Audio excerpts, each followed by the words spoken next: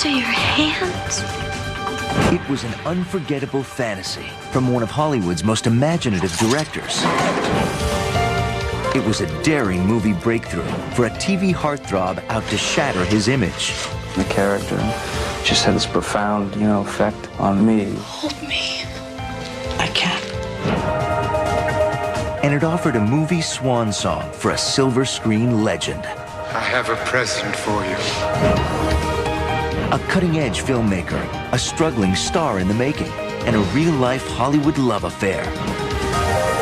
On Hollywood Backstories, Edward Scissorhands.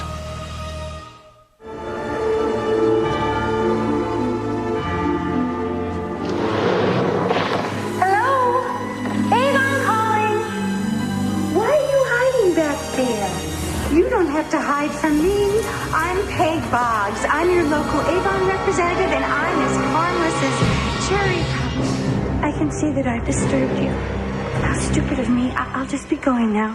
Don't go.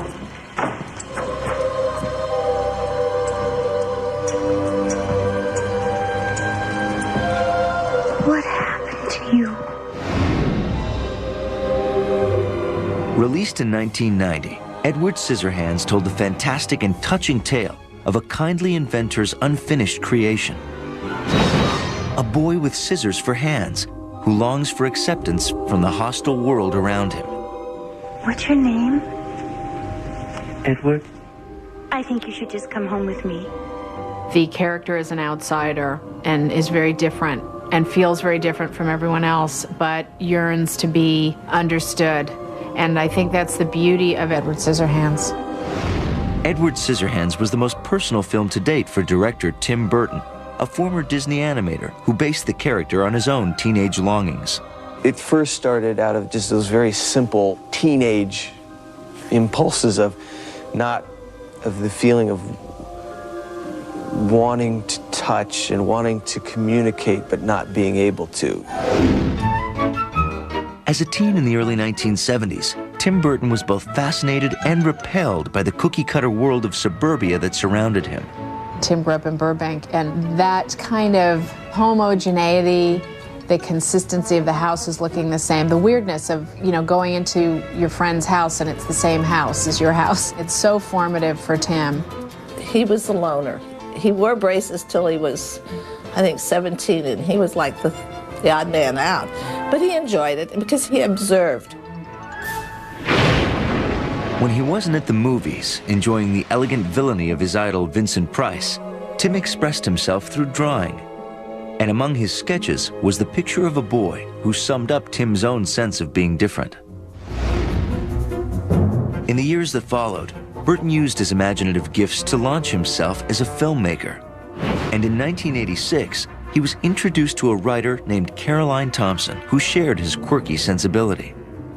I had written a really twisted little Gothic novel, and so we immediately realized we were kindred souls and knew we wanted to work together.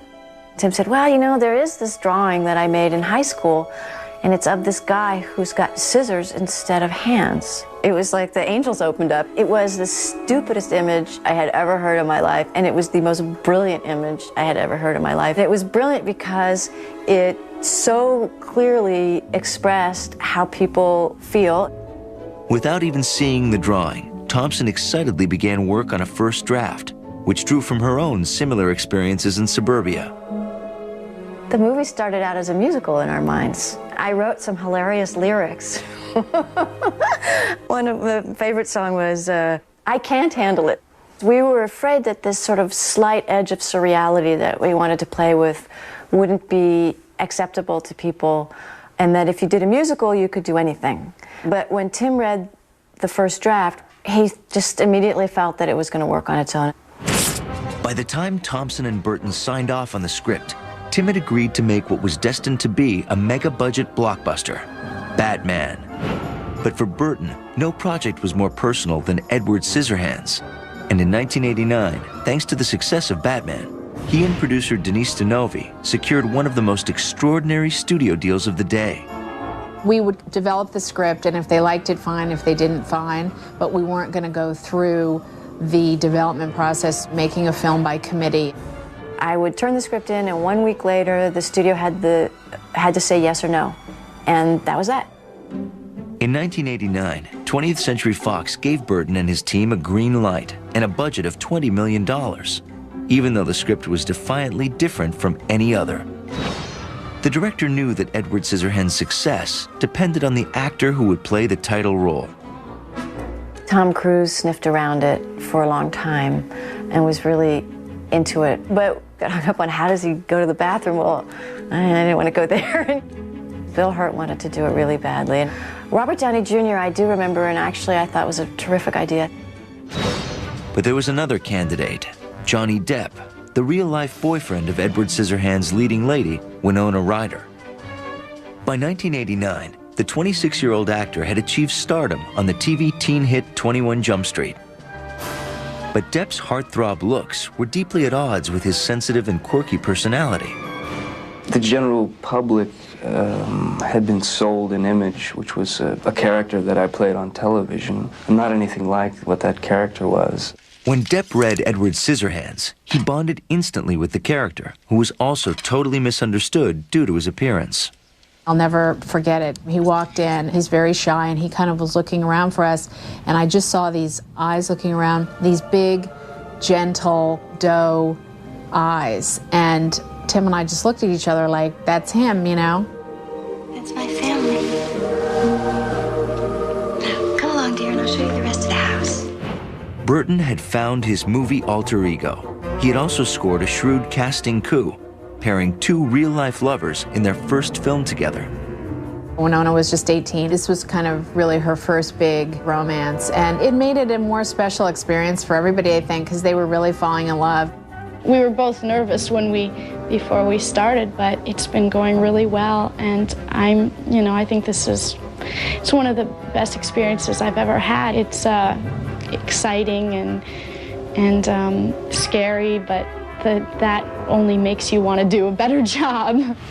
But audiences expecting a traditional love story were in for a shocking surprise.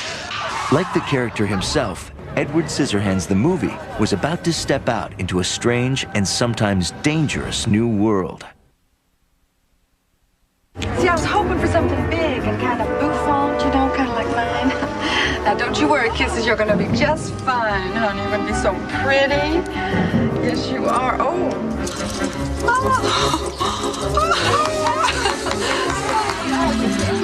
Oh, Eddie, is there anything you can't do? You take my very breath away, I swear. Look at this. Have you ever cut a woman's hair?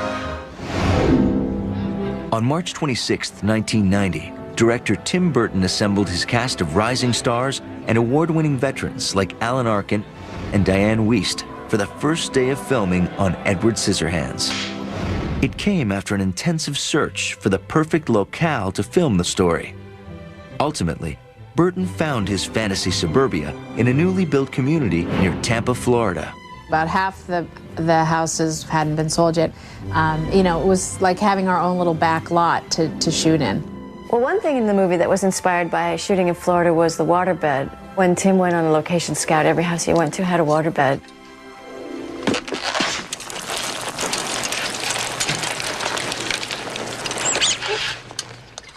Fortunately, inspiration and perspiration went hand in hand on the humid Florida shoot.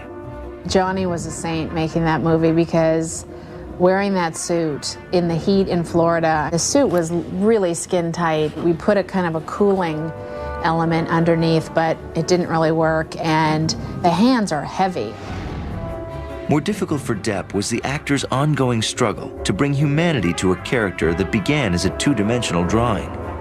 A lot of the things that Tim and I talked about was just to maintain the purity of the character, and things that people would set on their tables would become fascinating and another world for him.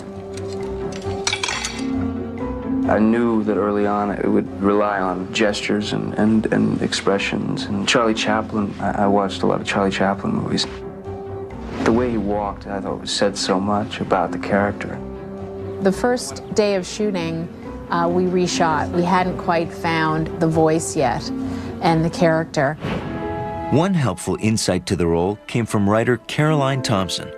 Well, I actually based the character on a dog that I used to have. She was so present that she could do just about everything but speak, and you could feel her, wanting to describe the world to you, wanting to participate. That's how Edward seemed to me.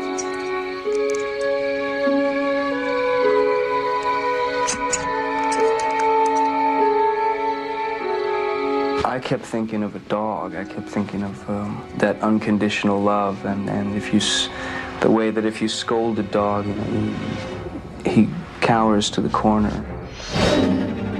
The character came alive with Johnny Depp's performance. It was brand new, and it was totally out of Johnny Depp's heart and mind.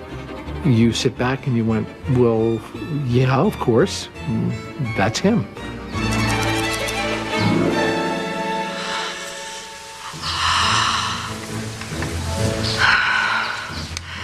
That was the single most thrilling experience of my whole life. In finding the role, Depp was also helped by the character design of Oscar winner Stan Winston. It was a stretch because Tim is the most free-thinking and imaginative director I've ever worked with. He's very theatrical. He is not grounded in what is the reality of these scissor hands. It was more of a challenge for me to think as freely as Tim. The blades on the glove hands were plastic. We actually created a pair for him early on so that he could take them home and try and figure out how would he get things done if actually he was encumbered by these hands. Work with a remote control on a television set is virtually impossible. Going to the bathroom, it's something you don't even want to talk about. It's just, but after a while, it just became the second nature. We also created a mechanical pair, and we call them our insert hands, which were operated by 4 or 5 puppeteers that actually could cut. Make it a 5-run inning and blow this game to pieces. I'll be darned.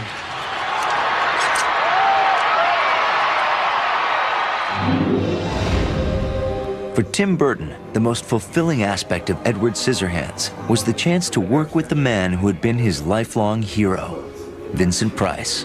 One of my favorite memories in my career is being able to witness Tim Burton working with Vincent Price because he really idolized Vincent. Tim used to go see all those Corman horror movies at his local movie theater in Burbank, and he loved Vincent, I think, because he made evil understandable and seductive and charming. By 1990, the 79-year-old legend was seriously ill, but Price gratefully accepted the role, a role that reflected Burton's own affection for the actor, who had become a real-life mentor. There was an old man from the Cape who made himself garments of crepe. When asked, will they tear, he replied, here and there, but they keep such a beautiful shape. That's right. Go ahead, smile, it's funny. He creates Edward. He creates him out of a cookie heart, the heart of a cookie. It's a wonderful kind of comic, but very serious idea, because it is a fairy tale. But it's a fairy tale with a moral. For Tim, having my father validate his creative work was very important to him. The three of them, Tim and Johnny and my dad, connected. To see Tim's face when he was directing Vincent, the delight and the love and the, just the respect that he had for him and how much Vincent appreciated that. It was a really beautiful relationship.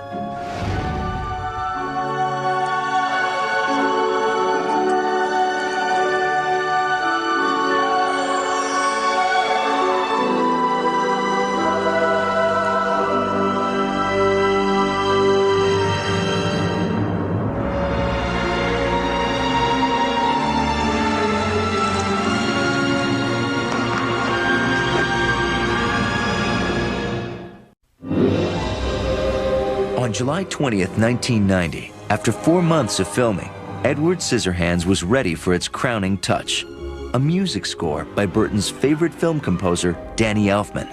Edward Scissorhands was definitely one of my favorite film scores because it was a very simple, clear narrative, musical narrative. There's an alienated character, and I think that's what he relates to, and that's what I relate to. A lot of directors would have listened to Edward's theme and go, I don't get it. This sounds like a Romanian, Hungarian, Jewish theme, and this character is not that. You know, there's nothing Eastern European about it. You know, what's the story here? But Tim would never do that. I don't think that way, and Tim doesn't think that way.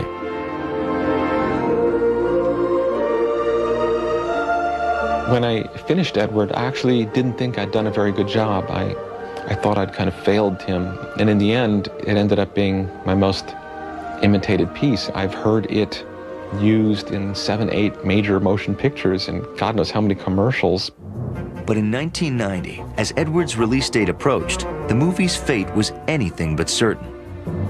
Its delicate tone seemed even riskier after the worldwide success of Batman. He and I were worried that people would say, oh, Tim Burton, the guy who did Batman, this is going to be like a big, you know, comic book movie. And this was a smaller personal story. Previews, are always a disaster, especially with Tim's movies. Odd or unique movies always preview terribly. Tim was pacing around in the lobby trying not to throw up. And the audience who saw it so didn't get it. I mean, there were guys in Orange County where we previewed it that were actually siding with Anthony Michael Hall's character, the bad guy. It's just a scratch, Jim, really, it's okay. Stay back, okay? You touch again and I'll kill you. No, it's no big deal, it's just... Call a doctor, he's skewered, kid. No, listen, stay away from her, okay? I mean it. You can't touch anything without destroying it. Who the hell do you think you are? You've been hanging around here anyway, huh? And they were going, well, I mean, he was right to want to beat up that fag because that fag was trying to take his girl. I swear to God, I kid you not, these were comments from the focus group after the movie. So you can imagine how Tim would react finishing that movie and hearing this kind of stuff from an audience.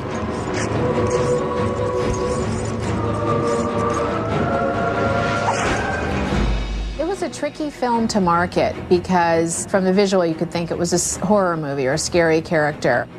They did an ingenious ad campaign. They had all these images of the topiary, and all it said was Edward was here. Gradually, the message was out that Edward Scissorhands was a movie that defied any label. And on the eve of its release, preview audiences responded in a way that delighted the story's author. It might be best if he goes back up there. Because at least there he's safe. And by the end, I heard sobbing. I was the happiest person on the planet. But while I was rejoicing, Tim's in the bathroom puking, so I imagine that it was all pretty tough for him. On December 7th, 1990, Edward Scissorhands opened to solid box office and enthusiastic reviews, especially for Johnny Depp, who had finally shattered his pretty boy stereotype. Hold me.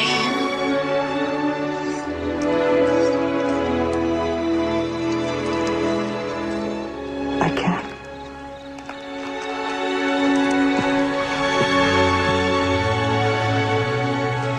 You really felt for this character who was obviously very gentle and a very deep, poetic, beautiful character that was hindered by these dangerous hands. Tim just makes these people so sympathetic and so accessible. For Tim Burton, one rave review meant more than any other. Vincent Price loved the film, and his friendship with Burton only deepened until the actor's death 3 years later at age 82. My dad loved the whole experience of working on Edward Scissorhands. It was really his swan song. Edward Scissorhands marked a happy marriage of many creative talents, but ultimately, it reflected the singular vision of Tim Burton, who drew upon his own fears and insecurities to create a figure embraced by audiences around the world. Goodbye.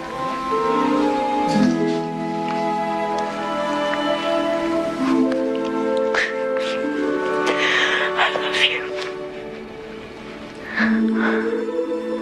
I was able to write a love poem for Tim to express himself through. It was my gift to him, and it is an extremely personal film for him, and I'm thrilled that I could give him the means through which to do that.